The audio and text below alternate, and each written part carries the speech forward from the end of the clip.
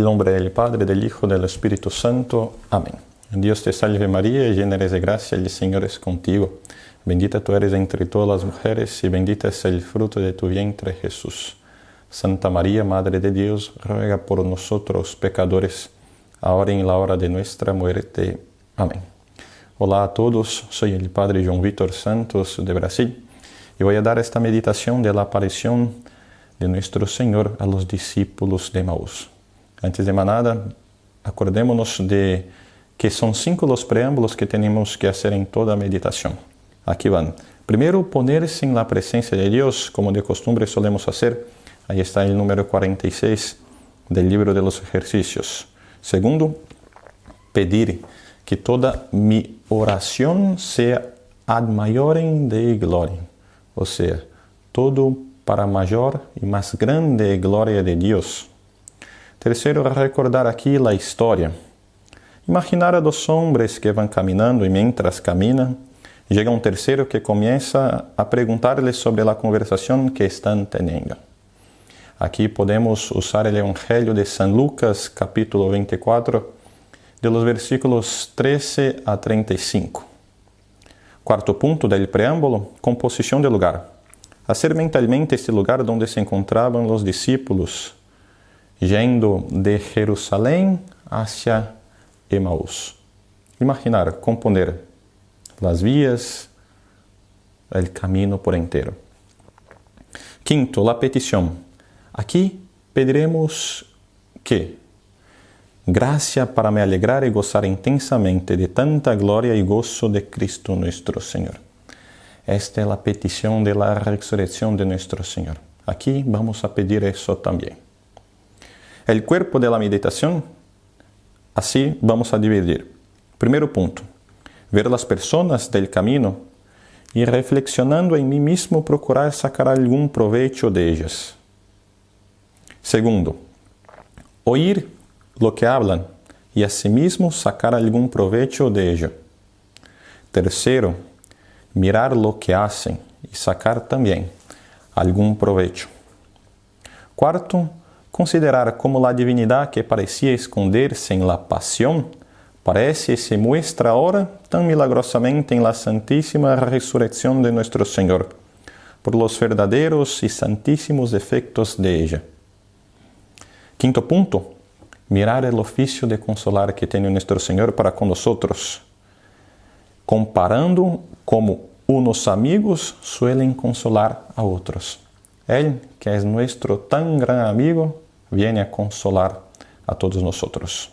Pues bien, que hagan eso antes de comenzar. Y ahora sí, intento de cierta manera hablar un poco del Evangelio para ayudar en la meditación.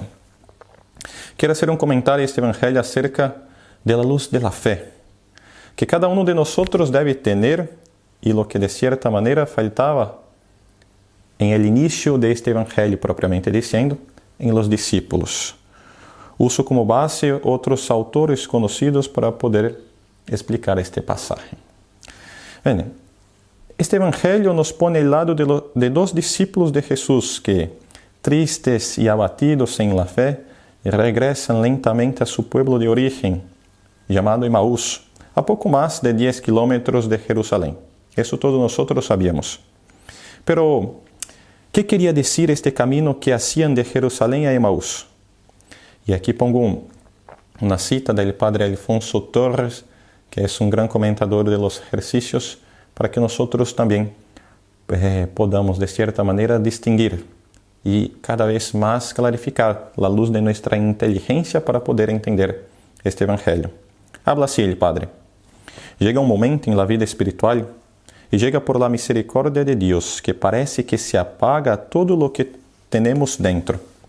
Ya no hay ni luz de fe, ni fervor, ni alientos para nada, y se queda el alma como apagada.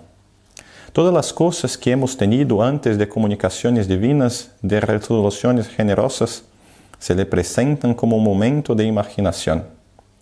Pero no eran cosas reales, ilusiones que uno se forja en el camino espiritual. Y esas faltas de fe, de temor de Dios, de generosidad, le hacen parecer este camino larguísimo, como un desierto monótono, donde cada passo que se dá cansa terriblemente. Impossível seguir adelante. E então, ¿qué se hace? Pues el peligro está precisamente en irse a Emaús. Ahí está el peligro, en no querer seguir en Jerusalén, sino irse a Emaús.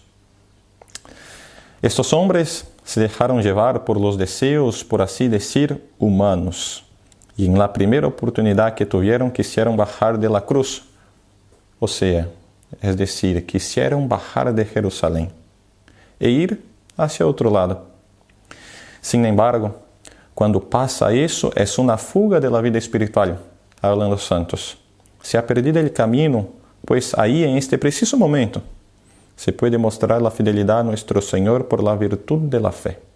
Justamente, la virtud de la fe que vamos a trabajar en este Evangelio, en esta meditación, para cada vez más alcanzar los frutos de esta santa resurrección de nuestro Señor. Leyendo el Evangelio, vemos que está escrito que ellos conversaban y discutían por el camino. Y justamente un hecho interesante es pensar que este verbo discutir es usado para poder averiguar cosas que conciernen a la ley, a la doctrina o de Jesús. Estos tres puntos se usa el verbo discutir en el Evangelio, para averiguar cosas que conciernen a la ley, a la doctrina o a Jesús mismo.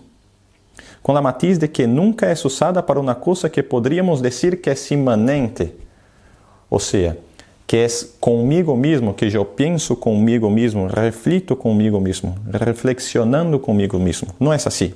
Mejor bien, una cosa que intento compartir lo que sé y también conseguir informaciones de una otra persona. Y eso hacían estos dos discípulos mientras caminaban hacia Emaús. De allí el origen de la palabra propiamente griega, sin, que é compuesta de dos palavras. Primeiro, sin, que significa con, junto, y zeteo, que puede decir, nosotros podemos decir que es buscar, investigar, cuestionar, lo que da la idea de investigar juntos, investigar con, discutir, debater. Este es el sentido de esta palabra discutir, eso que hacían los discípulos por el camino. Justo aquí nuestro Señor quiere que nosotros hablemos y hablemos con Él muchas veces, como que de cierta manera pudiésemos discutir con Él. Aunque sepamos que nosotros no podemos comunicarle nada, es hecho.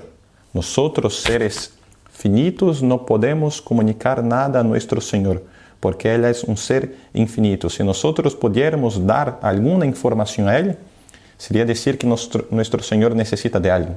Y no es así. Nosotros sabemos muy bien que sí, nosotros necesitamos de la información de Él. Pero Él, como un buen Padre, quiere siempre que nosotros hablemos con Él, para que Él muéstrenos el camino que debemos seguir de hecho. Es decir, aquel que es sin errores, sin equivocaciones. Aunque tenga algunas dificultades, es verdad, puede tener algunas dificultades. Y eso solo va a pasar en la medida que cada uno de nosotros se abandone a la luz de la fe. O sea, creer en las cosas aunque no se vea. Pues esta sería la entrega de una discusión con Jesús. Es esto el sentido que nosotros queremos decir, de discutir con Jesús, de hablar con Él. Pero que nosotros sí recojamos, juntemos informaciones. Nosotros no podemos dar nada a nuestro Señor, pero sí podemos escuchar y cada vez más crecer en fe, en la cual estoy preguntando, cuestionando, investigando y así, intentando cada vez más aprender un poquito de nuestro Señor. Mientras pasaba lo que decimos más arriba sobre lo que había sucedido, el Señor resucitado se les apareció con otra apariencia y comenzó a caminar con ellos. Aclaro aquí dos cosas. Primero, nuestro Señor por lo general se acerca a un alma de manera secreta, llega sutilmente. Eso sucede así porque Él busca el corazón del penitente con misericordia, intentando ayudarle.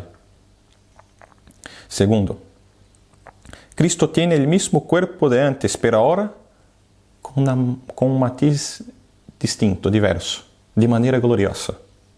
Pongo un comentario de Teofilacto que dice: una vez asumida el cuerpo glorioso, no había dificultad en las distancias porque ya podía encontrarse donde le pareciese, pues las leyes naturales no regían ya a su cuerpo, sino las espirituales y sobrenaturales. Por esto, como dice San Marcos, ellos le veían con otra forma, en la que no podían reconocerle. En esto entra un gran matiz, pues los discípulos no se dieron cuenta que al lado de ellos caminaba Dios, Jesús, porque ellos estaban como que ciegos. Y aquí aclaro nuevamente usando el verbo griego, que es ekrantonpon, ekratonto. Quiere expresar el matiz de que no se habla en un sentido físico, pero en un sentido espiritual. No conseguían darse cuenta de que era Dios mismo resucitado, el Salvador, que les venía al encuentro, que estaba llegando, que estaba al lado, por así decir. Como yo dije, no es que estaban ciegos en cuanto a un sentido físico de la cosa, sino en cuanto a un sentido espiritual. Pero en cuanto a un sentido espiritual podemos decir que, acá, 2 puntos. Algo puede ser negativo, es decir, que por falta de virtud en vez de producir frutos acaba que no produce nada. Y aquí están los discípulos de Emaús en este momento del pasaje bíblico. O podría pasar aún peor, acaba produciendo vicios, el sentido negativo. Pero hay un sentido positivo, que es ser totalmente ciego para dejarse guiar por quien le compete guiar. Es lo que habla San Juan de la Cruz. Cito al santo que dice: el ciego que no está completamente ciego no se deja guiar bien por quien lo conduce, debido a que ve un poco. Al ver algún camino, ya le parece más seguro ir por allí, porque no ve otros caminos. Y como tiene autoridad, puede hacer errar a quien lo guía y ve más que él. Acá termina la cita. Les faltaba ser totalmente ciego, es decir, estar a la luz de la virtud de la fe, a estos discípulos. Tal vez suene un poco raro, pero no quiero ponerlos confusos. Escuchen. Lo que quiero decir es lo siguiente, que alguien para conocer y reconocer a Dios debe entregarse a la noche oscura que habla San Juan de la Cruz. O sea, ¿qué es eso, Padre? Privarse de las luces naturales y quedarse en oscuridad y ser guiado como un ciego solamente por la luz de la fe.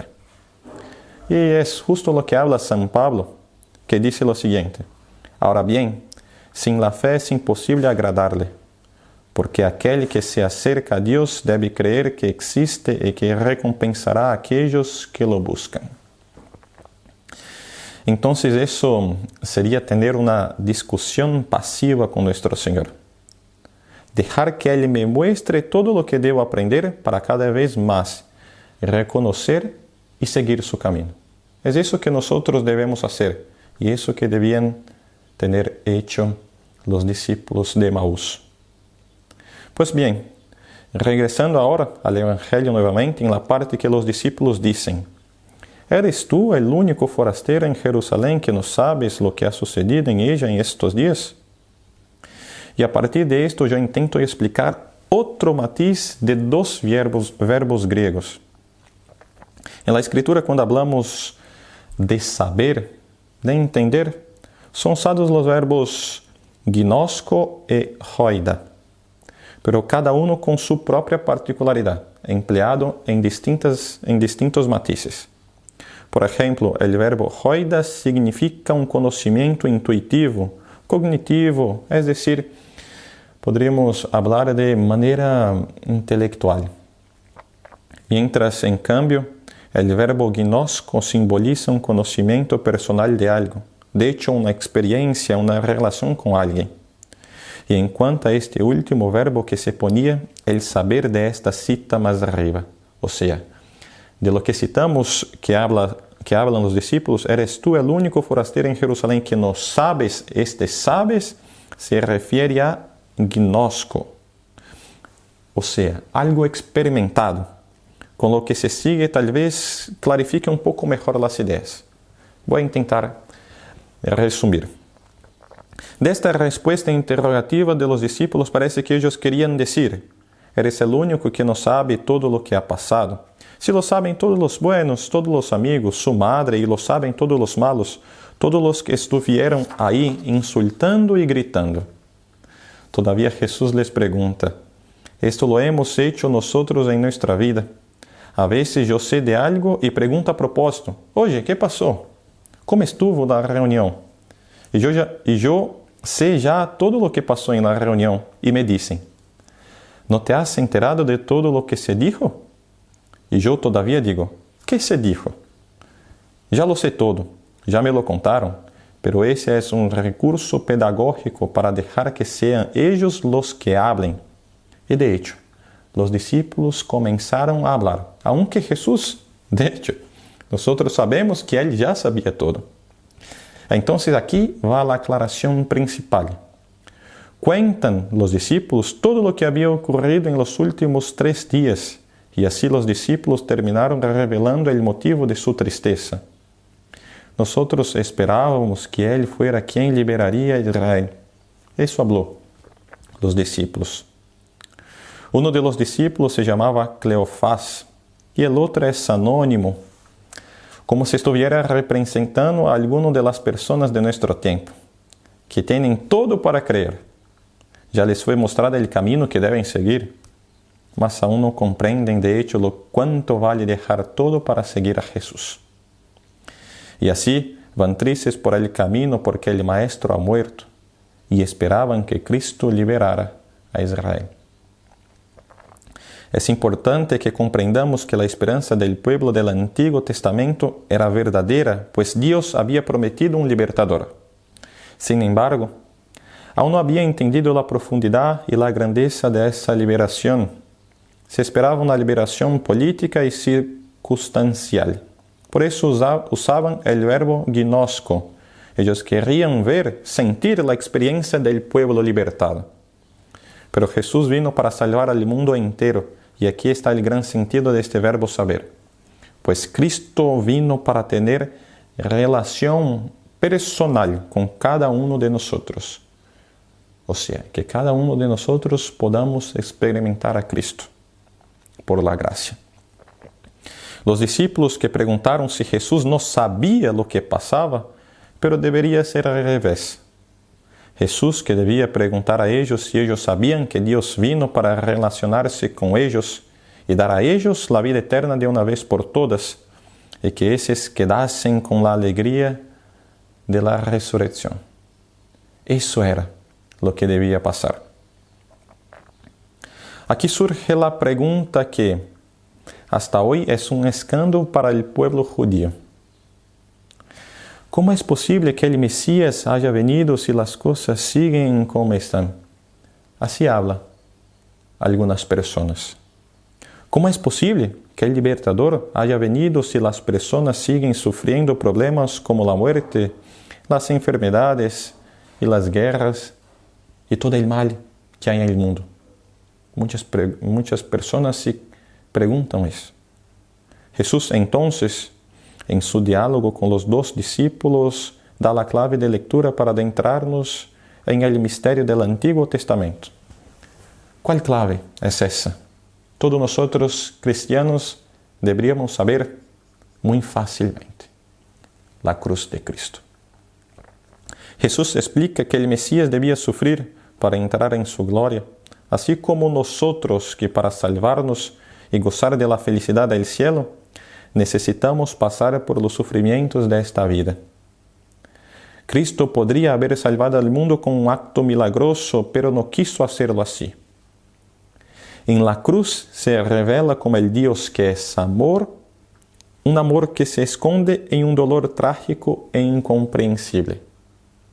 Jesús no fue hacia Emaús, Él se quedó en Jerusalén, se quedó en su cruz.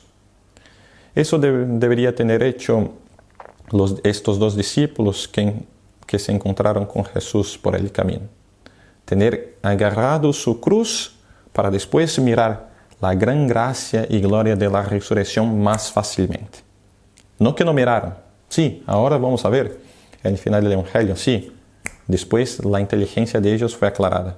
Pero se tardó un poco por eso, por falta de fe. Por falta de llevar la cruz por primero, para después sí gozar de la gloria. Así habla. En la cruz se revela como el Dios es el sumo amor para cada uno de nosotros. Se quedó en Jerusalén. Entonces Jesús los reprende, no solo por pensar que la liberación que el Mesías traería al pueblo de Dios era de índole política, sino también por imaginar que la redención era incompatible con el escándalo de la cruz. Y habla nuestro Señor a los discípulos así: que necios y tardos de corazón para creer todo lo que dijeron los profetas. Les dice, sigue, ¿acaso no era necesario que el Cristo padeciera todo esto para entrar en su gloria? En efecto, las Sagradas Escrituras profetizaban que Él debía padecer mucho y morir para entrar en la gloria de su reino. Así, comenzando por Moisés y pasando por los profetas, les explicó todas las Escrituras que hablaban de Él. Y es así, la Escritura habla de nuestro Señor. Siempre tiene en el fondo un sentido de Cristo nuestro Señor. Él es el Salvador, el Dios que vino para dar la gracia, la salvación a nosotros. Hará lo mismo momentos más tarde, cuando antes de ascender a los cielos, abra la inteligencia de los apóstoles para que comprendan las Escrituras, es decir, les otorgue el carisma de entender el verdadero significado de la Biblia y sobre todo de ver que la pasión, muerte y resurrección del Mesías ya estaban previstas en el texto sagrado. Así está escrito, habla una parte de la Escritura. Otra parte habla, y así era necesario que el Cristo padeciera y resucitara de entre los muertos al tercer día. Todo eso ya estaba en la Escritura. La pasión, la muerte y la resurrección ya estaba predicha. Al escuchar esta explicación, el corazón de los discípulos de Emaús comenzó a arder, pues comprendieron el misterio de que en la aparente derrota de Cristo en la cruz había una victoria extraordinaria. Cristo no fue derrotado allí. Allí Él venció y resucitó glorioso. Y eso no entendían los discípulos. Fueron tardos, como dijo nuestro Señor de corazón. Pero sí, después poder entender. ¿Por qué? Porque se dio un gran sentido. Esta virtud de la fe creció en ellos al momento. Y pudieron entender. De lo cual se deduce que toda la Escritura, aunque no nos demos cuenta, habla en todo momento de Cristo Jesús, a quien debemos buscar en cada uno de sus pasajes. Pues Él está presente en todas partes, a veces de manera clara, otras de forma oculta y velada, pero siempre está presente, como la palabra viva y personal de Dios, de la que habla la palabra escrita, dictada por el Espíritu Santo. Así es, siempre habla de nuestro Señor, siempre tiene un sentido teístico de Dios. Dice el padre Alfonso Torres, citando a los padres espirituales, y habla así: abrir el alma, como hicieron estos dos discípulos con nuestro Señor, y luego oír, escuchar. No solamente abrir el alma sin el alboroto de María Magdalena, aun aquellas cosas que parecen tan imposibles que ciertamente siempre se arreglan estas cosas en un momento. Es como quien descorre una cortina negra. Se cambia todo en visión de luz. En un momento se descorre la cortina y se les ilumina el corazón. O sea, entiende. Y sigue. Así son, en general, las consolaciones divinas, y a estos pobres hombres les ocurrió lo mismo. Aunque eran débiles y se habían dejado arrastrar a Emaús, tenían voluntad. Alguna luz les quedaba dentro, aunque ínfima, mínima, tenía un sentido de fe. Sí, eso por supuesto no podemos dudar. Y el Señor veía que aquello eran flaquezas, o sea, su fe no era más grande porque tenía pequeñas flaquezas. y nuestro Señor les hizo la gracia de manifestarles. Aquí termina la citación del Padre Alfonso Torres. De hecho, es el oficio de consolador que tiene nuestro Señor para con nosotros. Este es el último punto del cuerpo de la meditación. Mirar cómo nuestro Señor se digna consolar a nosotros. Nos dio la salvación y nos quiere consolar, siempre. Pero quiere que nosotros crezcamos en este espíritu de fe, de poder entender, creer cada vez más en Él, aunque no lo veamos. Que el Señor nos conceda también a nosotros, pequeños discípulos suyos, esta inteligencia, que podemos decir vino un poco tardía en los discípulos, siendo que ellos allí tenían la oportunidad de reconocer que era Dios mismo al lado de ellos, mientras estaba con ellos. Es hecho. Mas esta inteligencia nosotros la queremos para que lo encontremos en la profundidad del texto santo y no en la superficie de la letra en la que lamentablemente buscaban los judíos. Y que busquemos al máximo tenerla en cada momento de nuestra vida, aunque tenga cierta dificultad, o sea, tenga cierta cruz, pero que la llevemos con un gran espíritu de fe, que justamente tiene por acto el sentido de acreditar, el sentido de acreditar con nuestra inteligencia, con esta facultad tan noble que tenemos. Nosotros acreditemos que gozaremos de la alegría de participar también de la resurrección y al final estar con el Señor resucitado de una vez por todas, gozando con Él inmensamente en el paraíso.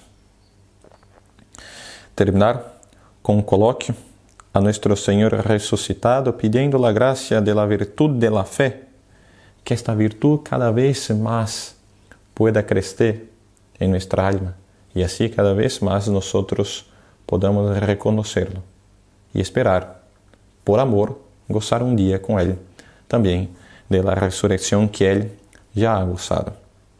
Hacer el examen de conciencia de dicha meditación. Aquí les doy la bendición. El Señor esté con vosotros y con tu espíritu. Que la bendición de Dios Todopoderoso, Padre, Hijo y Espíritu Santo, descienda sobre vosotros y permanezca para siempre. Amén.